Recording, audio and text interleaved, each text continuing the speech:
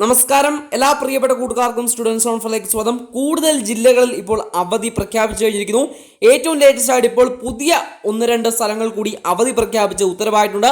അപ്പോൾ എവിടെയൊക്കെയാണ് അവധി പ്രഖ്യാപിച്ചതെന്ന് ഈ വീഡിയോയിൽ മുഴുവനും ഞാൻ പറയുന്നുണ്ട്.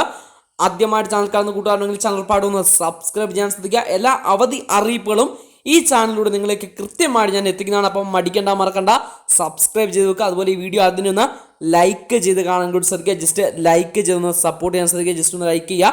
അപ്പോൾ 4 ദിവസം അവധി പ്രഖ്യാപിച്ചിരിക്കുന്ന സ്ഥലങ്ങൾ നമുക്ക് ജില്ലകൾ, താലൂക്കുകളെല്ലാം നമുക്ക് പരിശോധിക്കാം. ഓരോന്നായി പറയാം. 4 ദിവസം പത്തനംതിട്ട ജില്ലയിലെ എല്ലാ വിദ്യാഭ്യാസ സ്ഥാപനങ്ങൾക്കും അവധി പ്രഖ്യാപിച്ചിട്ടുണ്ട്. വയനാട് ജില്ലയിൽ അവധി പ്രഖ്യാപിച്ചിട്ടുണ്ട്. ഇടുക്കി ജില്ലയിലും ഇപ്പോൾ അവധി പ്രഖ്യാപിച്ച ഉത്തരവായി. കോട്ടയം ജില്ലയിലും ഞാൻ ഈ വീഡിയോ എടുക്കുന്നതിന് കുറച്ച് മുമ്പാണ് ഇപ്പോൾ അവധി പ്രഖ്യാപിച്ച് കളക്ടർ ഉത്തരവ് പ്രഖ്യാപിച്ചത്.